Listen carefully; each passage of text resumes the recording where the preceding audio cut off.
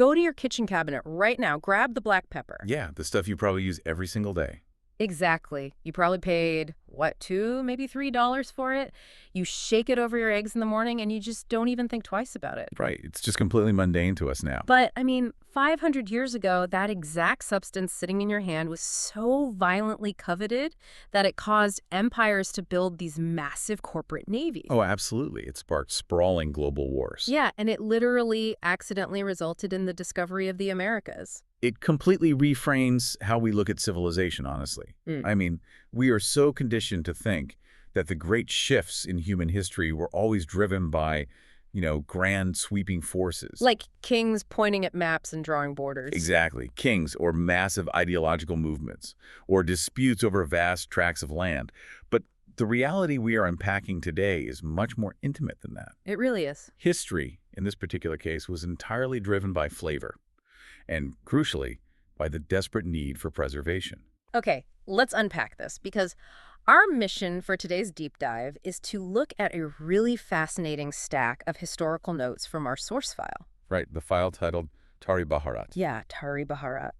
And we are going to uncover the actual mechanisms behind how simple food seasonings sparked unprecedented global exploration. It is such a wild journey. It really is. For anyone listening who thinks they already know, like, the basic trivia about the spice trade, we're going to dig into the actual day-to-day logistics. And the sheer scale of the violence, honestly. Yes, the violence that completely rewired the global economy.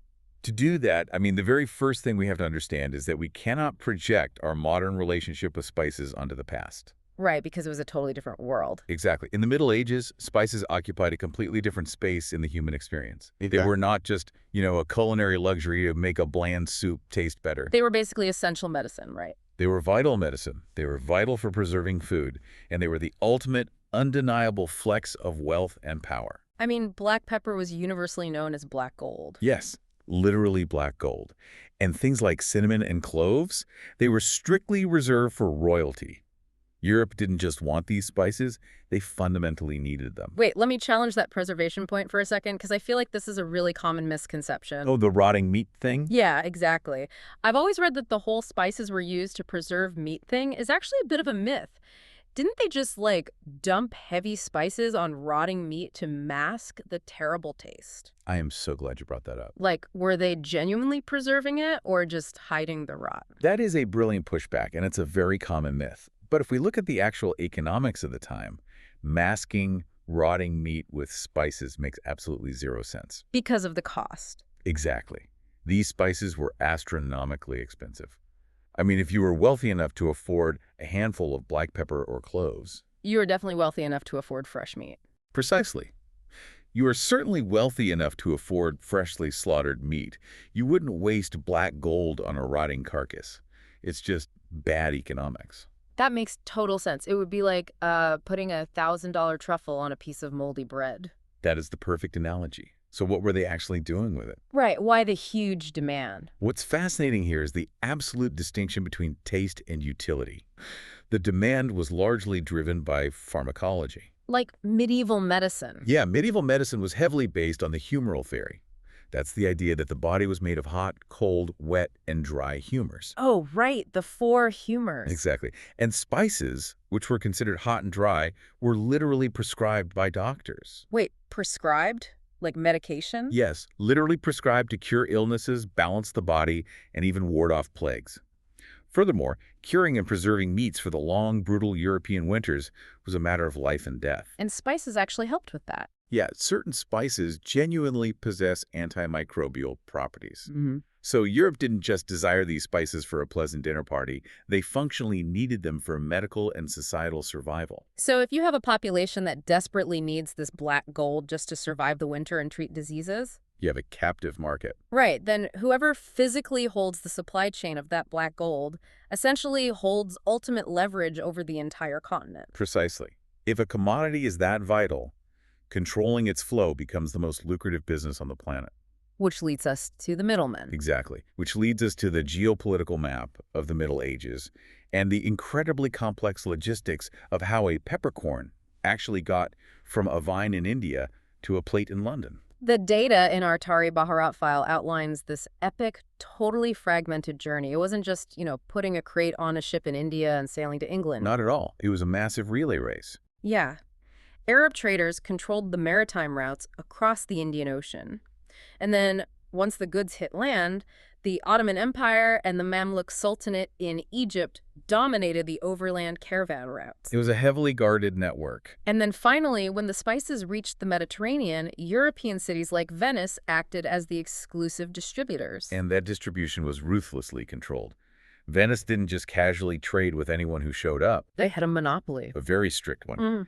They actively negotiated exclusive treaties with the Mamluks in Egypt, specifically focusing on the port city of Alexandria. So everything had to go through Alexandria. Yes, they effectively created an artificial bottleneck.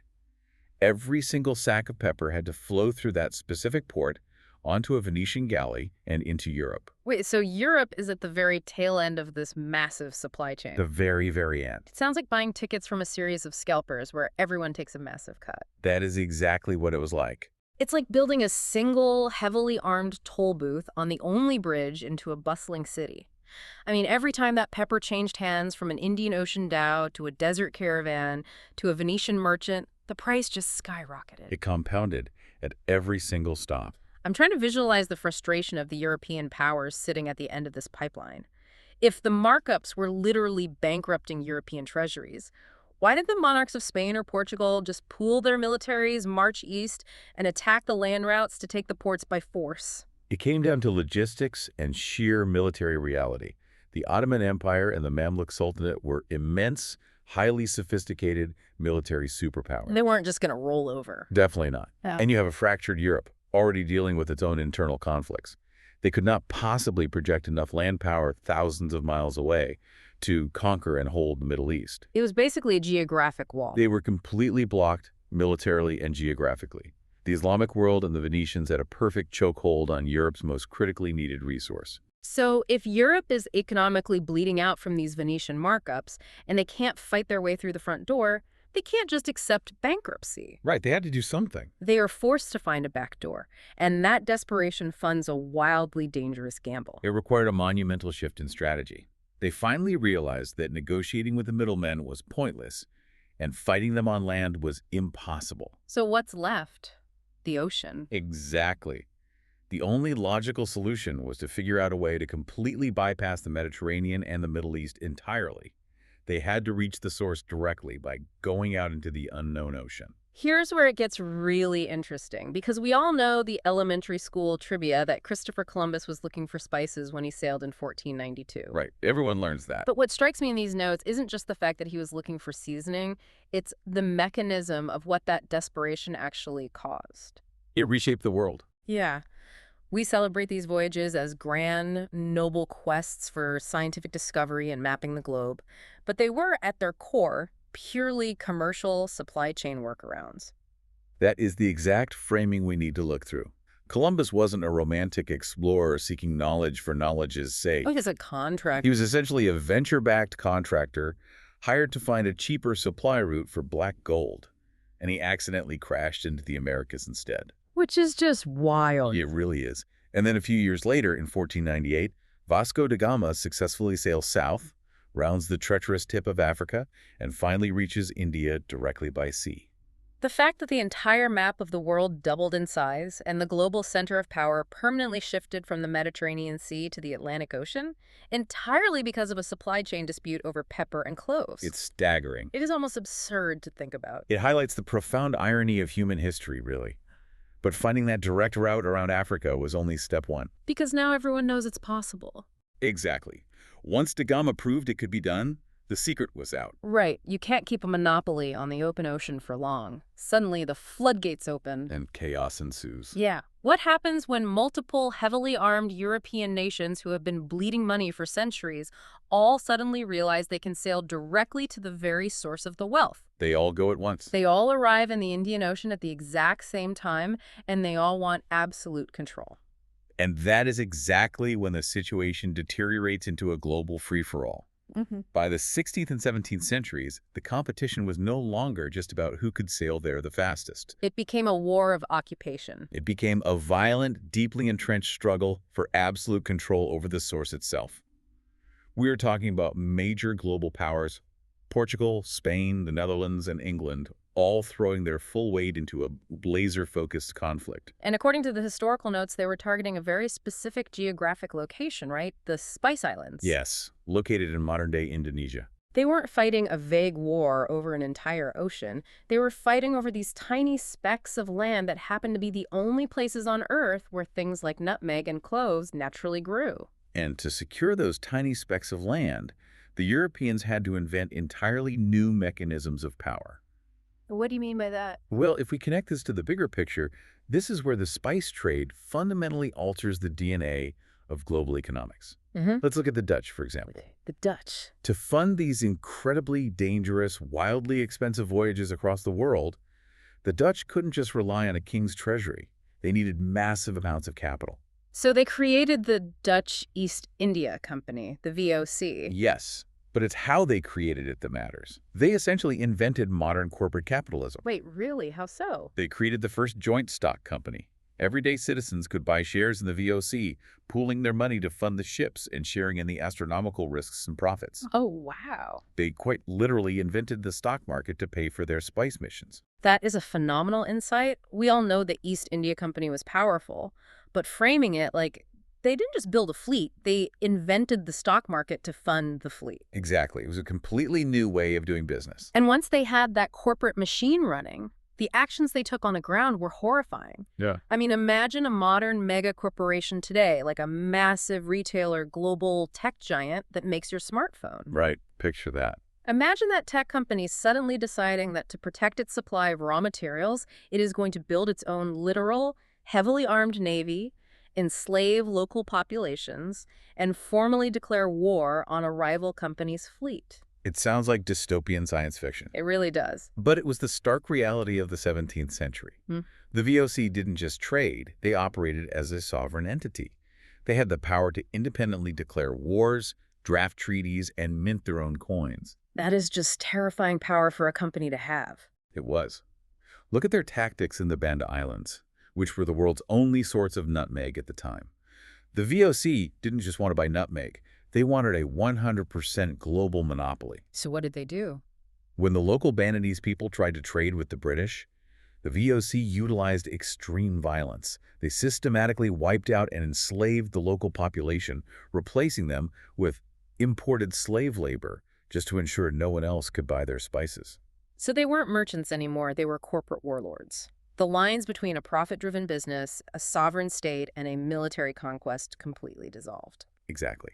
This profit-driven corporate warfare is the exact mechanism that morphed the spice trade into the foundation of colonial empires.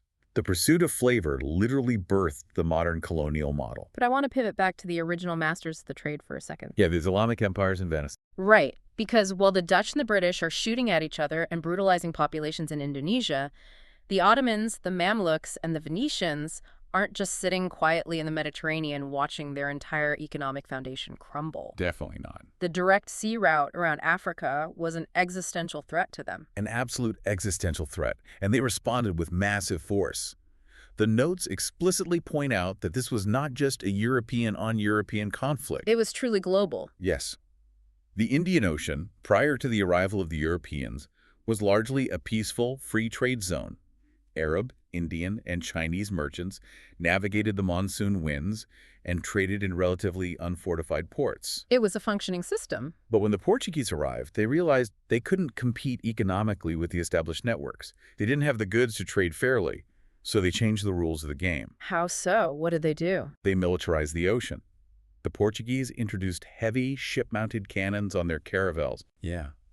They sailed into a peaceful trading zone and began blasting rival merchant ships out of the water, forcing local ports to pay protection money, and aggressively attempting to lock down the entire Indian Ocean by force. They basically brought a tank to a knife fight and started charging everyone rent. Essentially, yes. That's a great way to put it. But the Ottomans didn't just let that happen, right? No. The Ottoman Empire, seeing their crucial Red Sea pipeline to Venice, being bypassed and harassed by Portuguese cannons, actively fought back. They went on the offensive. They did. The Ottomans built entirely new naval fleets in the Red Sea and the Persian Gulf, specifically to hunt down the Portuguese and protect the old trade routes. So we have the Ottomans launching naval campaigns in the Red Sea to keep the old land routes alive. The Portuguese using ship-mounted cannons to lock down the new sea routes. And the Dutch inventing the stock market so they can afford to conquer the islands where the spices actually grow.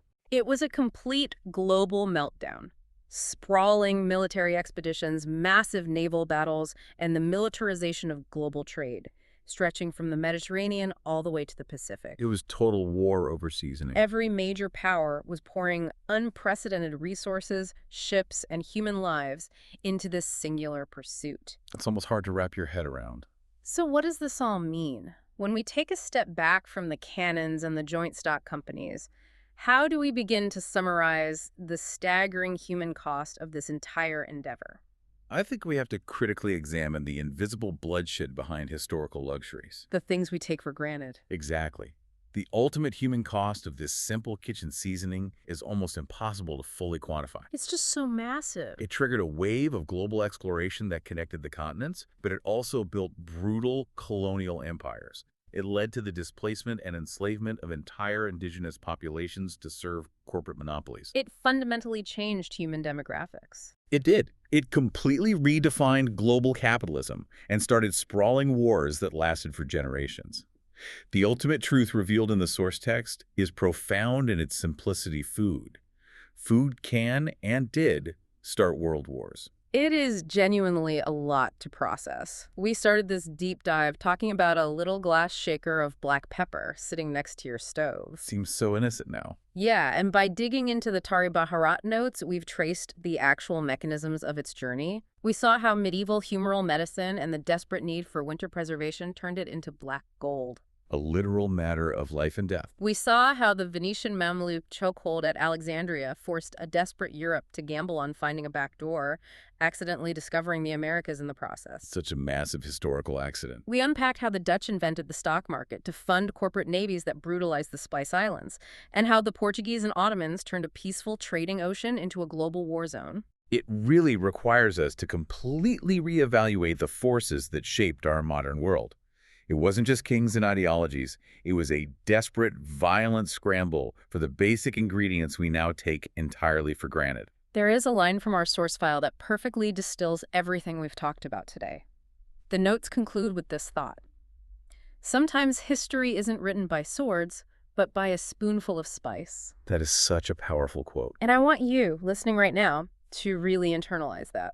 The next time you sit down for dinner and you reach across the table to season your food, pause for just a second. Just think about the history in your hand. Look at that little black speck falling onto your plate. You are holding what was, at one point in time, the most dangerous, fiercely contested, and world-altering substance on the face of the earth. And that raises an important question to leave you with, something to mull over long after this deep dive ends. Oh, I like where this is going. If a simple, basic desire for flavor and preservation was powerful enough to completely redraw the 15th century world map, to accidentally discover continents, and to birth the very concept of corporate capitalism and armies. Yeah. What mundane everyday resource that we completely take for granted right now today is quietly redrawing the geopolitical maps of tomorrow.